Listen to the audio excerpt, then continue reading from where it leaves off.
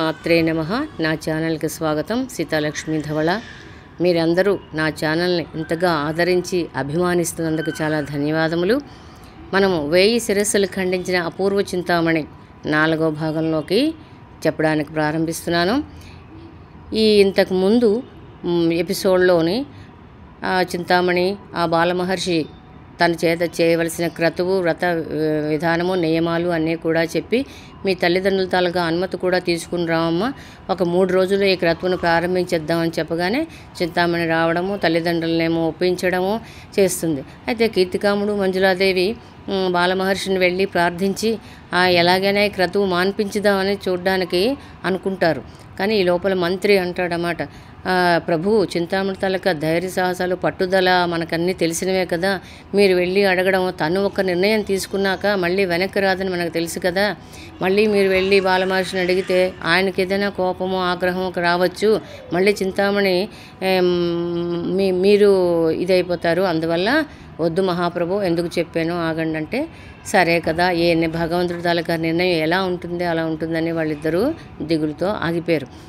అయిపోగానే ఈ మంత్రి ఆ బాలమహర్షి చెప్పిన విధంగా ఈ శాంతి భవనాన్ని చక్కగా చుట్టూరు ఎత్తైన ప్రహారీ కట్టించాడు. లోపల ఎటువంటి వాళ్ళు బయటకు రాకుండా, లోపల వాళ్ళు బయటకు రాకుండా, బయట వాళ్ళు లోపలికి వెళ్ళకుండా అంత ప్రహారీ అంటే సెక్యూరిటీ అన్నమాట కల్పించి, మొత్తం అంతా దీపకాంతులతోనేమో అలాగా నింపి, ఒక పక్క ఆ లోపలట శాంతివనం లోపల చక్కగా ఒక పక్క పనస, మామిడి, కొబ్బరి చెట్లు, అరటి చెట్లు, సపోటా చెట్లు, ఖర్జూరము, బత్తాయి, నిమ్మ, నారింజ, ద్రాక్ష అటువంటి మొత్తం ఫల వృక్షాలన్నీ ఒక పక్క వేశారట. మరో పక్క చక్కగా ఇది జాజి, విరజాజి, సంపంగి, చామంతి, గులాబీ, కనకాంబరాలు అలాంటి వివిధ రకాలైన చక్కటి పూల వృక్షాలు, పూల చెట్లు అన్నీ ఒక పక్కన వేశారట. ఆ మధ్యలో చక్కటి కొలను, ఆ కొలంలోని బంగారు హంసలు తేలియాడుతున్నాయా, కొన్ని మామూలు హంసలు, కొన్ని బంగారు హంసలు, అది చూటలు ఒక పక్క అలాగ పడుతున్నట్టు జలపాతాలు. మనం ఇవాళ రేపు చెప్పాలంటే గెస్ట్ హౌస్లు, రకరకాల ఇవన్నీ పెడుతున్నారు కదా, అప్పట్లో కూడా అంత అందంగా ఆ పూల తోటని చక్కగా, అంటే అక్కడికి ఎటువంటి మామూలుగా మనసు దీనిగా ఉంటే అక్కడికి వెళితే మనసు హాయిగా ఆనందంగా తేలియాడుతూ ఉంటుందట. అంత చక్కగా మనోహరంగా ఒక పక్క చక్కటి శిల్పాలు, ఒక పక్క నిజంగా ఇవి జీవం ఉట్టిపడుతున్నవా అన్నట్టుగా మాట, ఏనుగులు అయితేనేంటి, గుర్రాలు అయితేంటి అలాంటి శిల్పాలు, ఒక పక్క ఒక దేవతా విగ్రహాలు, అలాగా చక్కగా మందిరం చుట్టూరు కూడా అంత చక్కగా నిర్మించారట. కోటలో కూడా ఆ లోపల కూడా ఆ శాంతి భవనం లోపల కూడా మార్పులు చేర్పులు చక్కగా ఆ స్వామి ఎలాగ చెప్తే అలాగా మంత్రి చక్కగా, రాజు తలుచుకుంటే ఏముందండి ఎంతసేపు, అన్నీ కూడా ఒక 2 రోజుల్లోనే అన్నీ చక్కగా ఆయన అనుజ్ఞ మేరకు చక్కగా ఈ మంత్రి అన్నీ కూడా చక్కగా సర్వ సౌభాగ్యంగా అలంకరించి తీర్చిదిద్ది మందిర నిర్మాణాన్ని పూర్తి చేశాడు. పూర్తి చేస్తేను ఎంత చక్కగా ఇంతకు ముందు కన్నా చాలా, అంటే ఈ 3 సంవత్సరాల నుంచి ఈ బాలమహర్షికి అది నివాస స్థానంగా ఉన్నదన్నమాట. ఇంతకుముందు అంటే విదేశీ రాజులు గట్టా వచ్చినప్పుడు అందులోనే వాళ్ళకేమో అది విశ్రాంతి భవనంగా ఇచ్చేవాళ్ళన్నమాట. ఒక్కొక్కసారి రాజు రాణి వెళ్ళి అక్కడ గడిపి వస్తూ ఉండేవాళ్ళు. ఇప్పట్లో అంటే మన గెస్ట్ హౌస్లాగా అన్నమాట.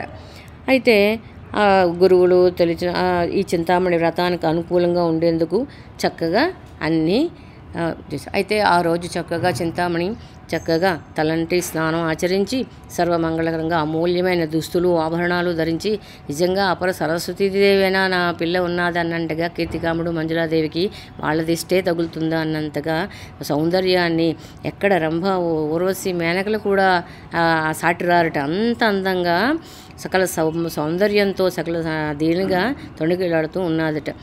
చక్కగా తల్లిదండ్రులకు వచ్చి నమస్కారం పెట్టి ఏమని దీవిస్తారు చెప్పండి, అత్తవారింటికి వెళ్తోందని దీవిస్తారా ఏమిటి? చక్కగా పెళ్లి చేసి అత్తవారింటికి పంపించుదాం అనుకున్న పిల్ల ఈ నోమేమిటి, హింసాత్మకమైన వ్రతం ఏంటి, మనసు లోపల ఉన్న దీవించారు. చక్కగా నువ్వు అనుకున్న కార్యక్రమం శుభంగా శీఘ్రంగా అవ్వాలి తల్లి, నీకు శీఘ్రంగా కళ్యాణం అవ్వాలని భగవంతుని ప్రార్థిస్తున్నామని చక్కగా వాళ్ళు దీవించారు. మనసులో బాధ అణుచుకుని మంజులాదేవి అయితే కన్నీళ్ళు వస్తున్నా కీర్తికాముడు ఆపుకున్నాడు, ఆవిడ ఆపుకోలేకపోయింది.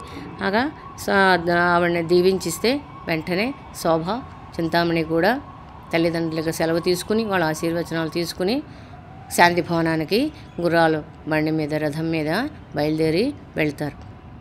వెళ్ళగానే చూసి సెక్కలు ఇంతకు ముందు శాంతి భవనానికి ఇప్పటికీ చాలా మార్పు వచ్చిందట. ఎంత చూడగానే ఎంత శోభాయమానంగా ఉన్నదో, చుట్టూరు కత్తులు పట్టుకుని సైనిక దళాలు గస్తీలు ఉన్నాయట. ప్రతి ద్వారానికి 2 కావలి వాళ్ళలాగా ఉన్నారట. అవన్నీ దాటి లోపలికి వెళ్తే అక్కడ బాలమహర్షి కూర్చున్నాడనమాట. విజయభవమ్మ, నీ రాక కోసమే నేను నిరీక్షిస్తున్నాను, సమయం దాటిపోతుంది, ఇంకా నువ్వు రాలేదేమా అని నేను చూస్తున్నాను తల్లి అంటే, ఇక్కడిద్దరు లేదు స్వామి, మరి అవన్నీ ఇవాళ మొదటి రోజు కదా, తల్లిదండ్రుల తలకు ఆశీర్వచనాలు భగవంతుని ఆశీర్వచనాలు తీసుకుని వచ్చేటప్పటికి కొంచెం ఆలస్యమైంది, ఏమనుకోకుండాని అంటేను మీ తల్లిదండ్రులు నన్ను అనేక విధాలు శపించుంటారే అంటే, లేదు ప్రభు, వాళ్ళకి నా మీద ఉన్న అభిమానం, ఆ పెళ్లి చేయాలన్న ఆతృత అంతే తప్ప మిమ్మల్ని ఏ విధంగా అన్నారు? ఎందుకంటే మీరు మాకు ఇంత ఉపకారం చేసి ప్రాణదానం చేసిన గురువులు మిమ్మల్ని ఎందుకు అంటారు? ఏమీ అనలేదంటే ఈ వ్రత విధానం అన్నీ చెప్పేవంట. చెప్పాను స్వామి, ఇప్పటి వరకు ఎప్పుడూ ఇలాంటి ఆశ్చర్యమైన వ్రతం వినలేదు అని అన్నారంటే, అవునవును, నువ్వు నీ జీవితం అపూర్వంగా ఉండాలని ఎవరూ కని విని ఎరుగని వ్రతాన్ని నీ చేత చేస్తున్నాను క్రతువుని అంటారు. అంటేను అయితే నిన్ను మానుకోమని చెప్పలేదా హింసాత్మకమైన వ్రతానంటే, అవును ఎన్నో విధాల మా తల్లిదండ్రులు చెప్పారు, మా మంత్రి చెప్పారు అని, మరి నువ్వు ఏమన్నాలంటే, నేను ప్రాణత్యాగానికైనా అంగీకరిస్తాను కానీ గురువులు ఆజ్ఞ మీరనని ఖచ్చితంగా చెప్పాను స్వామి అంటే, అబ్బా భలే, నీ దీక్ష ఎంత పట్టుదల, నా మీద ఉన్న నీకు గౌరవానికి చాలా సంతోషమమ్మా అని అంటాడనమాట. అయితే తల్లి అన్నీ సమకూర్చాము కాబట్టి ఇప్పుడు నువ్వు రథం ఆరంభించాలి, అర్హురాలవై ఉన్నావు. నిన్ను ఏ రాజకుమారుడైతే పెండ్లి ఆడడానికి వస్తాడో నువ్వు 5 ప్రశ్నలు అడగాలి. ఆ 5 ప్రశ్నల్ని నేను ఇప్పుడు చెప్తాను. ముందు ఈ దీక్షా కంకణం కట్టుకో అని తన సంచిలో ఉన్న ఒక పసుపచ్చడి తాడు, అంటే మనం ఏ కార్యక్రమానైనా మన పెళ్ళి అయినా సరే కంకణ దీక్షాధారణ చేస్తాం కదా, అంటే ఏంటి, అది ఆ వ్రతం పరిసమాప్తి అయ్యే వరకు ఆ దీక్షా కంకణం మన చేతికి ఉంటుంది. మగవాళ్ళైతే కుడికి చేతి కట్టుకుంటారు, ఆడవాళ్ళైతే ఎడం చేతికి కడతారు.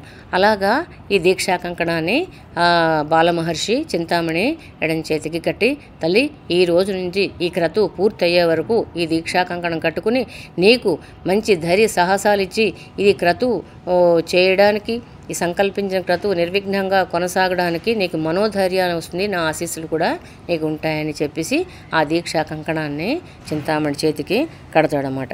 కట్టి వెంటనే తనకేమో ప్రశ్నలు ఇప్పుడు నేను చెప్తాను, నువ్వు విను అని చెప్తాడు. నువ్వు సిద్ధంగా ఉన్నావు కదా తల్లి అంటే, లేదు స్వామి మీరు చెప్పండి, నేను సిద్ధంగా ఉన్నాను చిత్తం స్వామి అని చెప్తుందన్నమాట. అప్పుడు అతను చెప్తాడన్నమాట. 1 ప్రతిజ్ఞ నెరవేరితే కానీ పెళ్లి చేసుకోనని భీష్మించుకున్న ఆ రాజకుమారుడెవరు? అతని ప్రతిజ్ఞ ఏమి? అతను ఇంకా జీవించి ఉన్నాడా? 2 పురుషుడై ఉండి స్త్రీ రూపంలో మహర్షిని మోసం చేసి అతని దగ్గరుండే మంత్రశూలాన్ని అపహరించి అతనిని కొట్టి తరిమివేసిన ఆ యువకుడు ఎవడు? అతను ఇంకా జీవించి ఉన్నాడా, మృతుడైనాడా? 3 తపోధన మహారాజు ద్వితీయ భార్య అయిన రూపసుందరి గతి ఏమైనది? ఆ తపోధన మహారాజు ఇంకా బతికున్నాడా లేదా? 4 ప్రేమించిన వాని యందుండే అనురాగం వల్ల అడవుల్లో తిరుగుతూ స్త్రీ అయి ఉండి పురుష వేషాన్ని ధరించి మహర్షిచే కామించబడిన ఆ 2 కాంతలను అపహరించి మహర్షిని ఖండించబోనిన ఆ ధీరురాలు ఎవరు? ఆమె ఇప్పుడు జీవించున్నదా, మృతి నొందినదా? 5 శ్రీరామ పట్టాభిషేకమున శివతాండం చేసిన భక్తురాలిని మహర్షి కామించడం వల్ల ఆ 2 కారాగృహమున బంధించి నేరానికి నిర్మూలనకు పాటుపడే దత్తాత్రేయ మహారాజు ఇంకా బతికున్నాడా? ఆ భక్తురాలు ఎలా ఉన్నది అని ఈ 5 ప్రశ్నలు చింతామణికి చెప్తాడన్నమాట. అమ్మా, నిన్ను వివాహం చేసుకోవలసిన రాజకుమారుడికి ఈ 5 ప్రశ్నలు నువ్వు అడగాలి తల్లి అని చెప్తాడన్నమాట. మహర్షి చెప్పిన 5 ప్రశ్నలు చింతామణి వింటుంది. కానీ తనకి మొహంలో కానీ మనసు ఎక్కడుందో తెలియదు. ఏమిటా ఈ ప్రశ్నలు ఏమిటి అని, ఈ భావం ఏమిటో అని అలా మనసులో అనుకుంటోంది. కానీ బయటికి ఏమీ అనలేదు. మొహంలోనేమో ఇంతకుముందున ఉత్సాహం కానీ ఏమీ లేదు అని అప్పుడు మళ్ళీ మహర్షి అంటాడు, బిడ్డ ఈ ప్రశ్నలు భావము సామాన్యులు ఎవ్వరూ చెప్పలేరు. మహా కష్టతరములైన ఈ ప్రశ్నలు. ఇలాంటి ప్రశ్నలకు జవాబు చెప్పగలవాడే నీ చేయబెట్టి నిన్ను వివాహం చేసుకుని నీ భవిష్యత్తును సుఖప్రదం చేయగలడు. అందుకనే నేను ఈ ప్రశ్నలు 5 నిన్ను అడుగుతున్నాను. నీకు చెప్పాను, నువ్వు అడగాలంటే. ఏది నీకు జ్ఞాపకం ఉన్నాయా ఈ 5 నేను చెప్పిన ప్రశ్నలు? అంటే వెంటనే గురువుగారి ప్రశ్నల్ని, అంటే ఆవిడ ఏకసంధాగ్రాహి చింతామణి 5 ప్రశ్నలు టకటకటకమని వెంటనే చెప్పేసింది మాట. గుడ్ భేష్, ఇంకా లేచి నాతో రా, నీకు ఇంకా మరికొన్ని విషయాలు చెప్తాను అని ఆ మహర్షి అక్కడి నుంచి చింతామణి లేచి గురువులు ఎలా వెళ్తుంటే గురువు వెనకాతల వెళుతుందన్నమాట. అక్కడ చిన్న వేదిక, అంటే మనం ఇప్పుడు చెప్పాలంటే ఒక స్టేజ్ లాగా ఉన్నదన్నమాట. అంటే ఒక గంట చూపించాడన్నమాట. నువ్వు జవాబులు ప్రశ్నలు చెప్పి నిన్ను ఏ రాజకుమారుడైతే వివాహం చేసుకుంటాడో ఆ రాజకుమారుడు ఇగో ఈ గంట చూసావు కదా, ఈ గంట మోగుతుంది.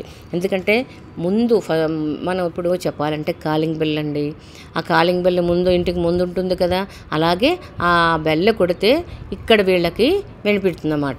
వినపడితే ఆహా రాజకుమారుడు వచ్చాడు నీ ప్రశ్నకు జవాబు చెప్పడానికి అనకని నీకు తెలుస్తుంది తల్లి. అదిగే అక్కడ మేట, అక్కడ నొక్కితే ఇక్కడ మేట మోగుతుంది ఈ గంట. ఎప్పుడైతే గంట మోగుతుందో అప్పుడు ఈ తెరలన్నీ తొలగుతాయి. వెనకాతల సింహాసనాలు 2 ఉంటాయి. ఒక సింహాసనం మీద నువ్వు కూర్చుంటావు, మధ్యలో తెర ఉంటుంది. అటుపక్క నిన్ను వివాహం చేసుకొని ప్రశ్నలకు జవాబు చెప్పవలసిన రాజకుమారుడు అటుపక్క ఎదురుకుండా కూర్చుంటాడు మరో సింహాసనం మీద. మీ ఇద్దరికి మధ్యన ఒక నల్లటి తెర ఉంటుంది. నువ్వేమో ప్రశ్నలను అడుగుతావు. ఆ రాజకుమారుడు జవాబులు చెప్పితే నేను నీకు పులహారం ఇస్తాను. ఒకవేళ జవాబు చెప్పకపోతే నేను గంట మోయిస్తాను. నువ్వు వెంటనే నీ చేతిలో ఉన్న ఖడ్గంతో అతని తాలూకా శిరస్సుని ఖండించాలి. తర్వాత ఈ భటులు అవన్నీ ఆ శిరస్సు అనేది ద్వారానికి వేలాడగడతారు. వెనకాతలేమో పెద్ద కందకం, అంటే పెద్ద గొయ్య అన్నమాట. కందకం అంటే పెద్ద గొయ్య. ఆ గొయ్యలో ఈ మొండాన్ని పడవేస్తారు ఒకవేళ చెప్పకపోతే. తర్వాత ఇది వ్రత నియమాలు, విధి విధానాలు అలాగా అని చెప్తుందన్నమాట. అది యజ్ఞ వేదికమ్మ అన్నీ వివరంగా చూపిస్తాడన్నమాట. తర్వాత నువ్వు మళ్ళీ వచ్చే వరకు వెళ్ళి శోభ, ఎవరైతే రాజకుమారుడు వస్తాడో వాడిని శోభ వెళ్ళి తీసుకొస్తుంది. నువ్వు ముందుగా ఈ నియమాలు అన్నీ గట్టా ముందుగానే చెప్తావు. దానికి అంగీకరించిన రాజకుమారుడే ప్రశ్నలకు జవాబు చెప్తాడు, అంటే చెప్పడానికి వస్తాడు. చెబితే వివాహం, చెప్పపోతే శిరచ్ఛేదం. అనగానే చింతామణికి అసలు ఏమీ తోచలేదు. ఇప్పుడు చెప్తున్నమాట, దేశాలకి ఈ తాలూకా క్రతువు, వ్రతము, నియమాలు, విధి విధానాలు కూడా చక్కగా ఈ 3 రోజుల్లోని మొత్తం ఈ దేశాలు కూడా అంతా చాటింపు వేయించి వర్తమానాలు పంపించండి అమ్మా అని చెప్తాడన్నమాట. సరే కదా అని చింతామణి అలాగా వింటూ ఉంటుందన్నమాట. వింటూ ఉండి, అమ్మ ఇంకేమైనా నీకు సమస్యలు కానీ నీకేమైనా సందేహాలు ఉంటే అడుగు తల్లి ఇప్పుడేను అని అంటే, లేదు స్వామి మీరు చెప్పినవన్నీ నాకు అర్థం అయ్యాయి అని చెప్తుందన్నమాట. గురువులు చెప్పిన దాన్ని అన్నీ కూడా వింటుంది. ఒకసారి భగవంతుని ప్రార్థన చేసుకుని గురువుకు నమస్కరించి, స్వామి మీ ఆజ్ఞ పాటించడం తప్ప నాకు ఇంకేమీ లేదు, అదే నా వ్రతం, నాకు అసలు ఈ ప్రశ్నలు కానీ వీటితో సంబంధం ఏమీ లేదు అని అంటే, మంచిదమ్మా నీకు శుభం కలుగాక. ఇక వెళ్ళి మీరు ఎక్కడెక్కడైతే భవనాల్లో మీకు నిర్మించారో ఆయా గదుల్లో మీరు విలాసంగా ఉండండి. ఇందు పరిచారకులు కానీ ఎవరైనా అప్పుడప్పుడు వచ్చి చేస్తూ ఉంటారు. నేను పోయి నాకు ఇచ్చిన విశ్రాంతి స్థలంలో నేనేమో జపం చేసుకుంటూ ఉంటాను. ఎప్పుడైతే సింహద్వారం దగ్గర గంట మోగించిందో అప్పుడు నువ్వు అప్పుడు కలుస్తాము. ఇంతవరకు నేను చెప్పిన విద్యలన్నింటినీ నువ్వు మరొకసారి సాధన చేస్తూ ఉండుదమ్మా అని చెప్తాడనమాట. ఇప్పుడు చెప్పిన నియమ నిబంధనలన్నీ మనసులో గుర్తుంచుకో, దానికి ఆ సమయానికి తగిన విధంగా నువ్వు ప్రవర్తించుకుంటూవాలి. అందుకని ఒకవేళ ఏ ఒక్క నియమానికి కానీ భిన్నం జరిగితే విపరీతమైన పరిణామాలు కలుగుతాయమ్మా. ఇందుకు నేను మాత్రం ఎంత మాత్రం బాధ్యుడిని కాను, హెచ్చరిస్తున్నాను. నాకు జపానికి వేళయింది, నేను వెళ్ళిపోతాను అని బాలమహర్షి తనకు చెప్పవలసిన ప్రశ్నలు, విధి విధానాలు, క్రతువు ఎలా చేయాలా ఏంటంటే అన్నీ శుభ్రంగా ఆ చింతామణికి బోధపరిచి తన మందిరానికి వెళ్ళిపోతాడు అన్నమాట. తన రూమ్కి అన్నమాట వెళ్ళిపోయి అక్కడ నేను తపస్సు చేసుకుంటానని వెళ్ళిపోతాడు. అయితే ఈ చింతామణులు శోభలు కూడా వాళ్ళ గదులకు వెళ్ళిపోతారు. వెళ్ళిపోయాక శోభ అంటుంది, చెల్లి గురువులు చెప్పిన ప్రశ్నల యొక్క భావం నీకేమైనా అర్థమైందా అంటే శోభడు, మనకెలా అర్థమవుతుంది, ప్రశ్నలు మాత్రమే తెప్పదినట్లు జవాబులు కూడా మనకు కూడా తెలుపకుండా వాటిని అతి గుమ్మనంగా ఉంచడంలో వారి అభిప్రాయం ఏనట్లు తెలియడం లేదే అక్క అని ఇది శోభ అంటుందన్నమాట చింతామణితో. మళ్ళీ అంటుంది, అవి ఒక శాస్త్రానికి సంబంధించినవి కానీ, వేదాలకు కానీ, పురాణాలకు కానీ దేనికి సంబంధించినవి కాదు. మనం అన్నీ చదువుకున్నాం కదా, గురువుగారే కదా మనకు అన్నీ నేర్పారు, కానీ ఎందులోని కూడా నాకైతే అనిపించలేదే అని ఈ ఈ ప్రశ్నలకి ఏ ఒక్క రాజకుమారుడైనా అర్థం చెప్పగలడా, జవాబులు చెప్పగలడా అని నాకు సందేహం కలుగుతున్నదే అంటుంది. అది వేచి ఉండడమే, నాకేమీ బుర్ర పనిచేయలేదు, నన్ను కాస్త జాగ్రత్తగా వదిలేసి అని చింతామణి తన మందిరంలోకి వెళ్ళిపోయి ఆలోచిస్తూ ఉంటుందన్నమాట అక్కడ కూర్చుని. అది చూద్దాం రేపు. ఆ ప్రశ్నలు ఊరూరా దేశాలు చాటింపు వేశారు. ఏ రాజకుమారుడైనా వచ్చి ఈ ప్రశ్నలకి మొట్టమొదటి రాజకుమారుడు జవాబులు చెప్తాడా, చింతామణి వివాహం చేసుకుంటాడా అనేది ఇప్పుడు మనము రేపటి ఎపిసోడ్లో తెలుసుకుందాం. చూడండి, ఇంకా ముందు చాలా ఆతృతగా చాలా అద్భుతంగా ఉంటుంది. వినండి. ముందు మన పిల్లలకి ఒక కథగా చెప్పడానికి ఇది మనకు వస్తుంది రిలాక్స్గాను. ఈ చెప్పే విధానం మీకు నచ్చినట్లయితే లైక్ చేయండి, షేర్ చేయండి. కొత్త వాళ్ళు ఎవరైనా అయితే సబ్స్క్రైబ్ చేసి మీ వాల్యుబుల్ కామెంట్స్ కూడా పెట్టండి. శ్రీమాత్రే.